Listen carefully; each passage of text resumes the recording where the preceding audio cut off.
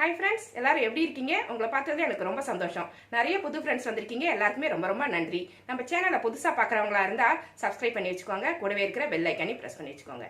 Thank you friends. இன்னைக்கு நம்ம கிச்சனில் என்ன பார்க்க போகிறோம்னா, இன்னைக்கு ஃபிஷ் ஃப்ரை எப்படி பண்ணுறது அப்படின்றதான் பார்க்க போகிறோம்.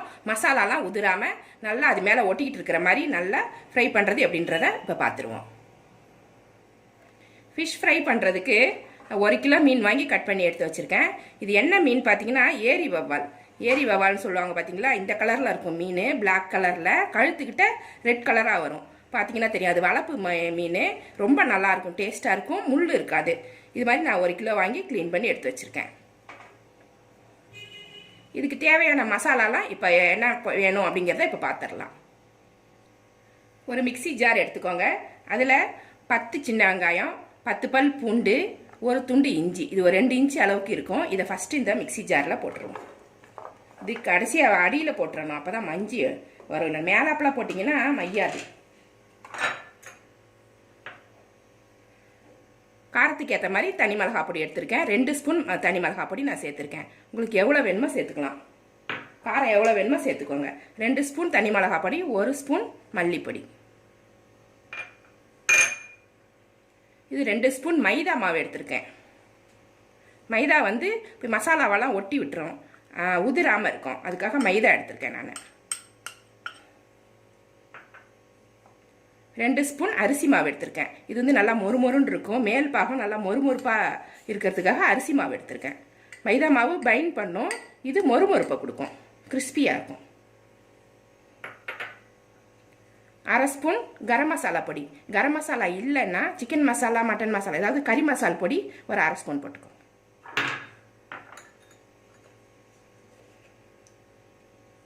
1/2 ஸ்பூன் மஞ்சள் பொடி. இப்போ தேவையான அளவு உப்பு போட்டுக்கலாம். 1 கிலோ மீன் எடுத்திருக்கேன், அதுக்கு ஒரு 1/2 ஸ்பூன் அளவுக்கு உப்பு போட்டுக்கிறேன். அளவாக பார்த்து போட்டுக்கோங்க. இப்போ இது எல்லாத்தையுமே மிக்சியில் போட்டு கொஞ்சமாக தண்ணி ஊற்றி பேஸ்ட் மாதிரி கொண்டு வந்துடணும். விருப்பப்பட்டீங்கன்னா தேங்காயும் போட்டுக்கலாம். தேங்காய் போட்டால் இன்னும் நல்லாயிருக்கும். பேஸ்ட்டாக அரைச்சிட்டு வந்தாச்சு. இதை அப்படியே மீனில் போட்டு விட்டுருவோம்.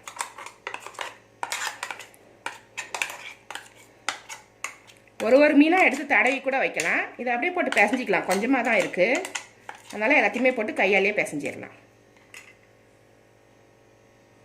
இதை அப்படியே பிசைஞ்சு எடுத்துருவோம். இதில் போட்டு நல்லா பெசரி விட்டுருவோம்.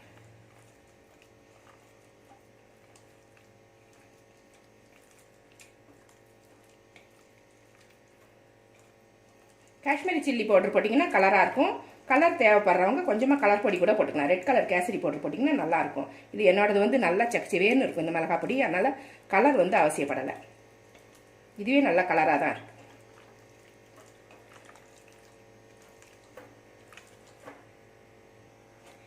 இது மாதிரி பிசைஞ்சு எடுத்து வச்சுக்கோங்க. ஒரு பிளேட்டில் இந்த மாதிரி அடுக்கிட்டு இது ஒரு 10 நிமிஷம் ஃப்ரீசரில் போட்டுருங்க. சில பேர் வந்து வெயிலில் வைப்பாங்க, வெயிலெல்லாம் வைக்க வேண்டாம். ஃப்ரீசரில் வச்சாலே இந்த மேலே உள்ள ஈரம்லாம் போயிட்டு நல்லா காஞ்ச மாதிரி ஆயிடும், கொஞ்சம் ட்ரையாக தெரியும், நம்மளுக்கு பொரிக்கிறதுக்கு ஈஸியாக இருக்கும். இது ஒரு 10 நிமிஷம் ஃப்ரீசரில் வச்சு எடுத்துகிட்டு வந்துடலாம். ஒரு இரும்பு வானலில் சன்ஃப்ளவர் ஆயில் ஊற்றி சூடு பண்ணியிருக்கேன். கொஞ்சமாக ஊற்றிருக்கேன் பாருங்கள், அளவு பார்த்துக்கோங்க. ஒரு 2 மீன் போடுற அளவுக்கு ஊற்றிருக்கேன். மீன் வந்து உள்ளார முங்குற அளவுக்கு போட்டுருங்க, அப்போ தான் அது வடை மாதிரி பொரிச்சு எடுக்கணும். இப்போ ஒரு பீஸாக இதில் வச்சு விட்டுருங்க.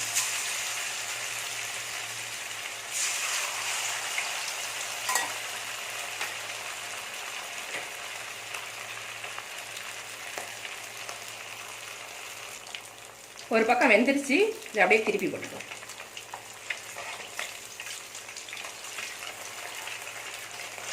நல்லா மொறுமொறுன்னு எடுத்துக்கோங்க, நல்லாயிருக்கும்.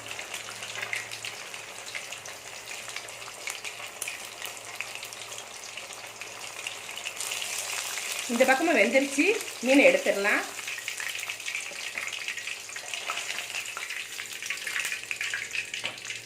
இது மாதிரி எல்லா மீனையுமே பொரிச்சிட்டு உங்கள்கிட்ட காமிக்கிறேன். எல்லா மீனையுமே பொரிச்சு எடுத்துகிட்டு வந்தாச்சு. இது மசாலா உதிரவே உதிராது. இது மாதிரி செஞ்சு பாருங்கள், ரொம்ப நல்லாயிருக்கும். நீங்கள் சாதம் கொண்டு வரதுக்கு முன்னாடியே எல்லாமே இந்த ஃபிஷ் ஃப்ரையை காலி பண்ணிவிடுவாங்க, அவ்வளோ டேஸ்ட்டாக இருக்கும். இந்த ரெசிபி உங்களுக்கு பிடிச்சிருந்தா நம்ம சேனலை சப்ஸ்கிரைப் பண்ணி வச்சுக்கோங்க. கூடவே இருக்கிற பெல் ஐக்கானி ப்ரெஸ் பண்ணி வச்சுக்கோங்க. லைக் பண்ணுங்கள், ஷேர் பண்ணுங்கள், கமெண்ட் பண்ணுங்கள். இவ்வளோ நேரம் என்னோடய வீடியோவை பார்த்தா எல்லாருக்குமே நன்றி. Thank you friends.